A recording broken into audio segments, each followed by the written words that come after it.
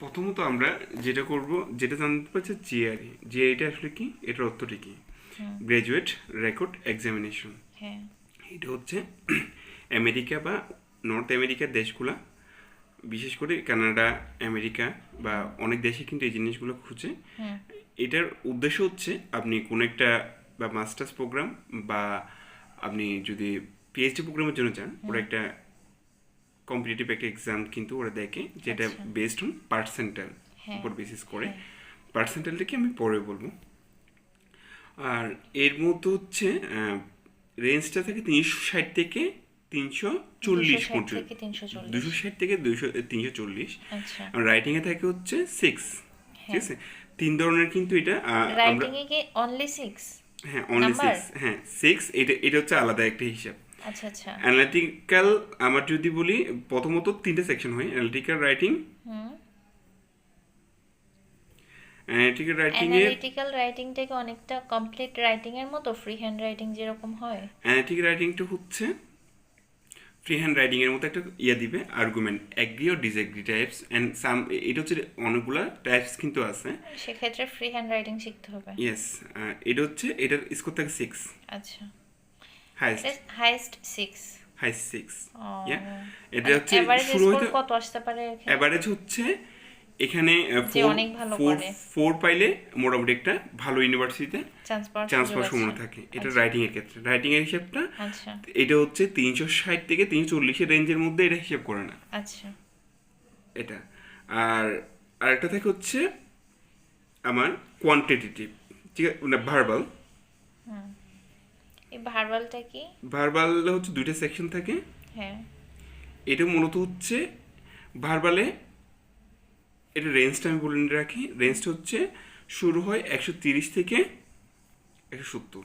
এই 130 পর্যন্ত কি থাকে বেসিক্যালি? 130 থেকে হচ্ছে আপনি যদি বসেন পরীক্ষার মধ্যে, ওই নাম্বারটা অটো কিন্তু আপনি মানে পাবেন। এটা আমার, ওরা আমি অ্যাটেন্ড করলেই দিচ্ছে? 130 দিচ্ছে, ইয়েস। হ্যাঁ, তার মানে আমাকে বেসিক্যালি 70 নাম্বারের মধ্যে।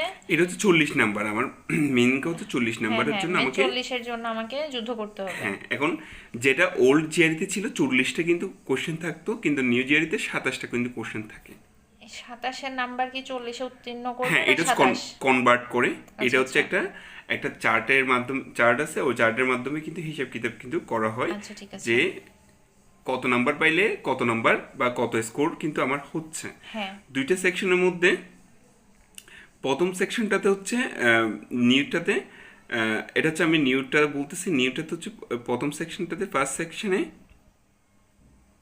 আমরা নতুনটা নিয়ে কথা বলি, যেহেতু ফার্স্ট সেকশনে, নতুনটাই দিতে ইয়েস, হবে। ফার্স্ট সেকশনে হচ্ছে 12টা আমার কোশ্চেন থাকে। হুম। এখন কি কোশ্চেন থাকবে এটা আমি পরে বলতেছি। আচ্ছা তারপর সেকেন্ড সেকশন থাকে আমার 15টা কোশ্চেন। আচ্ছা ঠিক আছে। এবং প্রত্যেকটার জন্য 1.5 মিনিট করে সময় থাকে। হুম। সেই হিসাব 1.5 মিনিট পার কোশ্চেন, ইচ কোশ্চেন। হুম। 1.5 মিনিট ইচ কোশ্চেন। ওকে।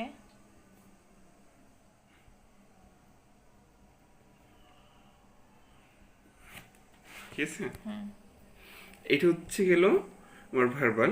এরপর হচ্ছে বেসিক্যালি আমার যেটা থাকে কোয়ান্ট।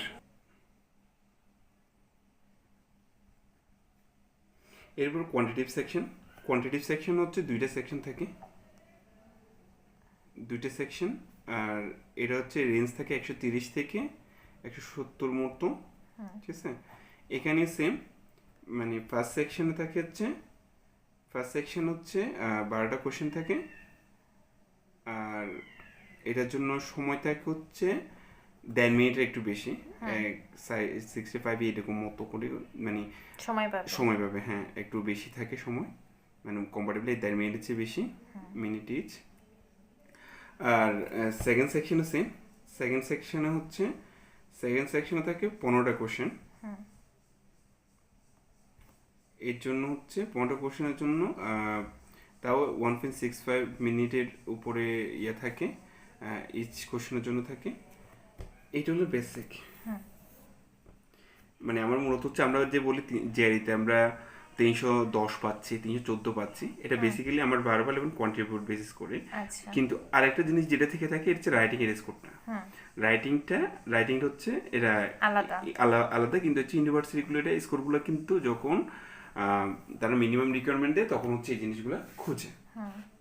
ওকে, এখন বেসিক্যালি গেলে হচ্ছে আমাদের বেসিক সেশনগুলো, জিআর এর যে জিনিসগুলো প্রয়োজন হয় বা যে জিনিসগুলো আসে, যে একটা প্যাটার্নটা। ওকে, এরপর হচ্ছে আমরা ভেঙে ভেঙে পড়বো। প্রথমত হচ্ছে ভার্বাল দিয়ে আমরা শুরু করব। ওকে,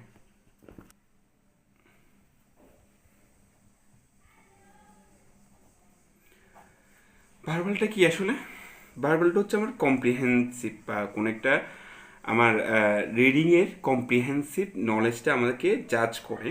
তো সেক্ষেত্রে হচ্ছে যে আমি যদি ধরি প্রত্যেকটা সেকশনে কিন্তু কন্টেন্টগুলো কিন্তু থাকে, প্রত্যেকটা ইজ কন্টেন্টগুলো থাকে। আমাদের হচ্ছে ফিলিং দ্য ব্ল্যাঙ্ক টাইপের যে কোশ্চেনগুলো থাকে, ফিলিং দ্য ব্ল্যাঙ্ক,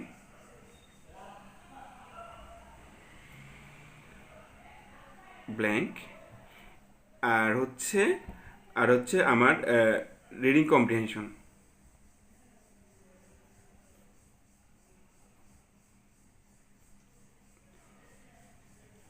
আর একটা হচ্ছে CRC, critical reasoning ability. CRC means critical CRQ, এই টাইপসের কোশ্চেনগুলো থাকে। এটা হচ্ছে মূলত হচ্ছে রিডিং কম্প্রিহেনশনের মতো, মানে বেসিক্যালি দুইটা পার্ট, কিন্তু এগুলো হচ্ছে 50% প্রত্যেকটা সেকশনে কিন্তু থাকে। তার মানে আমরা যদি 12টা সেকশনের মধ্যে থেকে কম বেশি দেখবো, আমরা এখানে 6টা এখান থেকে আসতেছে, 6টা এখান থেকে আসতেছে 12টার মধ্যে। 15টার মধ্যেও এইগুলি হিসাব কিতাব এইভাবে করে, যদি কোনটা সেকশনে এখানে যদি 7টা থাকে, দেন পরবর্তী সেকশন হচ্ছে একটা কম থাকবে, মানে হিসাব অনুযায়ী, কিন্তু এই সেকশনে কিন্তু রিডিং কম্প্রিহেনশন সেকশন একটু বেশি থাকবে। আচ্ছা, এখন হচ্ছে আমরা দেখি ফিল ইন দ্য ব্ল্যাঙ্কের ক্ষেত্রে দুই ধরনের কিন্তু কোশ্চেন থাকে। একটা হচ্ছে টেক্সট কমপ্লিটেশন প্র্যাকটিস, এগুলোতে থাকে মানে 3 ধরনের হয়। 1 blank, 2 blank and 3 blank। আর থাকে হচ্ছে sentence equivalence sentence equivalence types. Okay, আর রিডিং কম্প্রিহেনশনের ক্ষেত্রে থাকে রিডিং কম্প্রিহেনশন আরসি, আর একটা থাকে সিআরসি। এই প্রশ্নটা খুব কমই আসে, একটা মূল পরীক্ষা হচ্ছে একটা প্রশ্ন মতো আসে, আর বাকি যেগুলো আসে এটা হচ্ছে রিডিং কম্প্রিহেনশন থেকে কিন্তু আসে। একটা প্যাসেজ দিবে, প্যাসেজ থেকে কোশ্চেন খুঁজে আমাদের বের করতে হবে, এবং সিআরসির ক্ষেত্রে সেমই।